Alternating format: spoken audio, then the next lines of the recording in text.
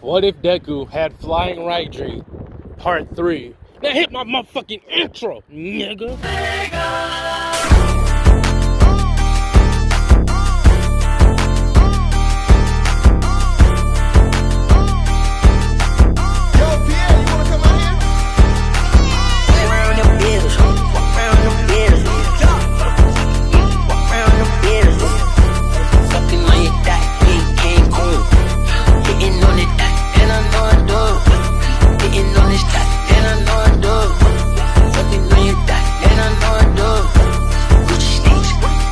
Let's get into this video, fool. Basically, we left off with your boy Trent. I mean, not training, but like, he got done taking care of working, literally work.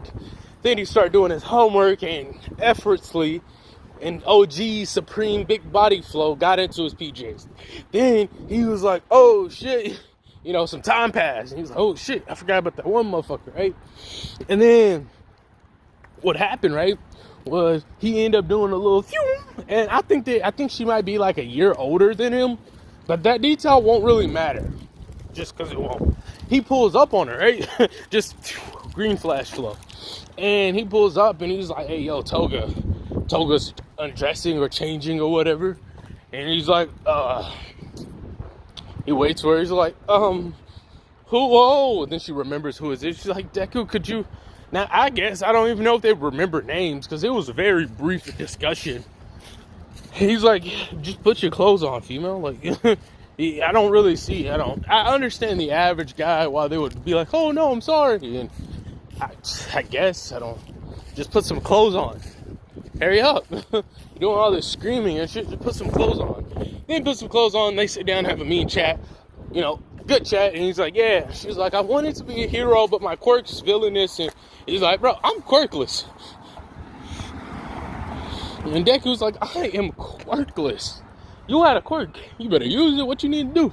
She's like, if I take someone's blood, him stabs himself with kunai, but like just lightly, and then like gives her the kunai. She licks the kunai, and then she transforms into Deku. And he's like, dope. I wonder here. And he basically Link says, oh, okay, I got an idea. I'll be right back. And like, a few seconds later, he comes back with like a couple of like different blood samples of different things. And he's like, basically he's gonna help her test out her quirk, right?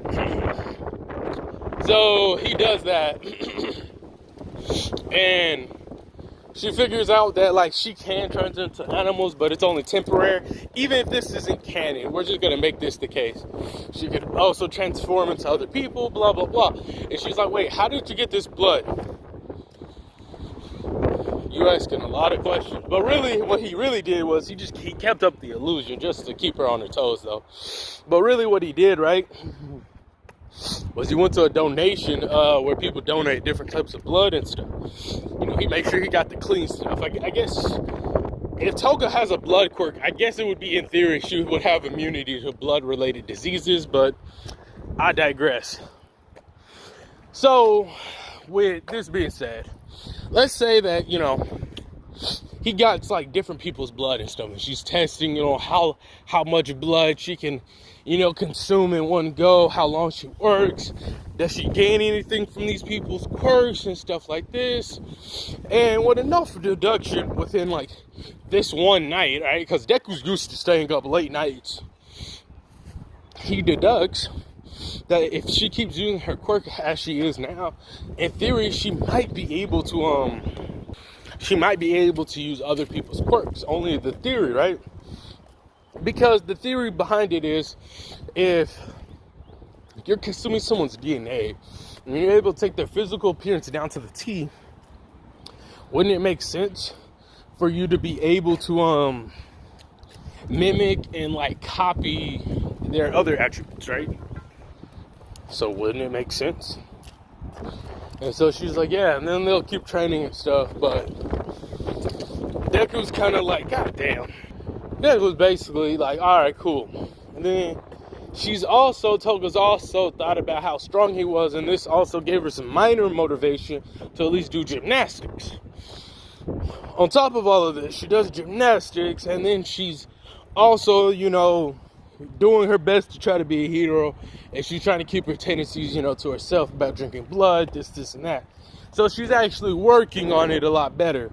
She doesn't fully have her mom's support, but with, each passing day, she's doing really good in her schoolwork. In this canon, she's also friends with Uraraka. And so, yeah, we're going to keep that going. Now, we're going to have like a mini time skip, right? Deku's 14 years old, but the difference is he hasn't had to deal with Bakugo in a minute, okay? And on top of all this, he has a different slew of friends. But this time, when he's going to school, he's going to the school with Momo and Ida, I want to say. I think they're going to be going to a different middle school, if I remember correctly, they would be going to a different middle school. Because I think Momo and Ida, they're up higher class. I mean, Ida, I guess he's not completely up there, but maybe. Let's just say Ida isn't in the equation, right? And Ida's, doing his thing, and then Momo's there. We gonna say Kirishima and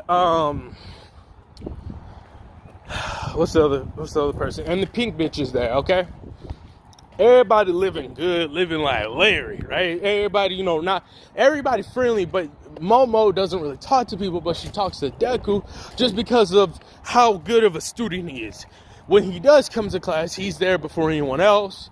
He gets his work done before anyone else's, and he helps out anyone that needs help. And he's like, and even the teachers sometimes ask him like, hey, can you stay and help out this time before you go? And he's like, yeah, let me just call my work, which once again, being that young and having work is very fascinating.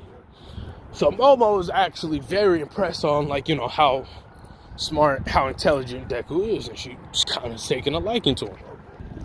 On top of this, let's give some minor backstory here. During that time skip, Deku's also helped out with moving with Uraraka parents and stuff. And they even said, yeah, I think we got a daughter about your age. And he was like, oh, cool. He was like, and then he continued working. He's like, how much do you want us to pay you? He's like, you know what?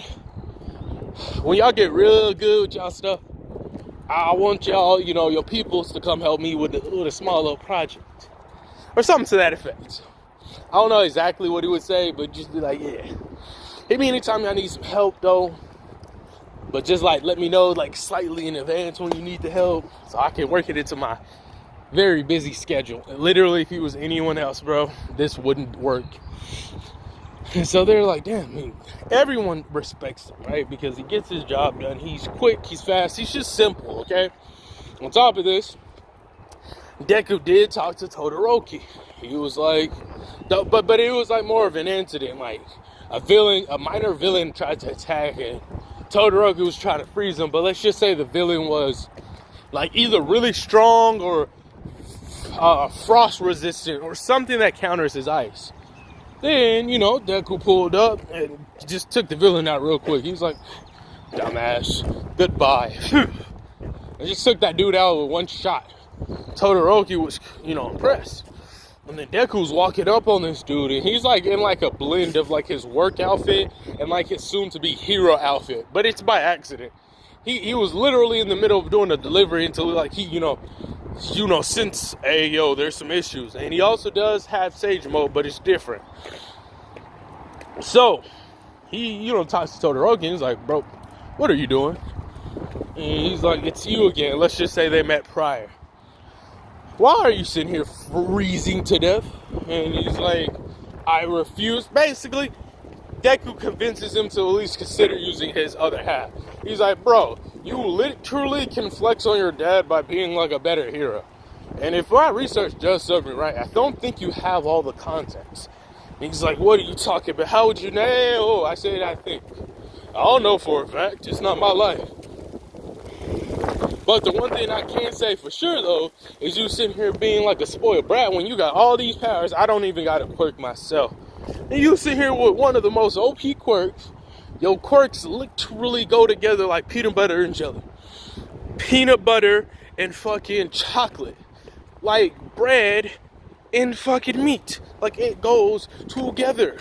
But let's say he just kept going with different analogies. And Todoroki was like, fine. Just go along with it. Literally, you can literally train the shit and then like beat your old man when you get older or something. And he's like, you do have a point. Oh yeah, wait. And then he hears a little beep beep. Oh yeah, I gotta go catch him. And then like he dips out. Just very small deduction. Maybe they saw each other maybe when they were younger or something. When Todoroki like tried to play or run away or something. Now, with all of that out of the way, we to get into like the school and Momo talking. After Momo building up a lot of courage and stuff, she's like, hey, spring break is coming up soon. I was wondering if you would... And Deku, why does a female talk to me? What does she need? He confused, but she was like, I was wondering if you would like to go on, basically she goes like on vacation with her family. But like, this time around, they didn't want to go, so they just told her, invite whoever you want, it doesn't matter. And Deku was like, yeah, we will continue this, the rest of this later on.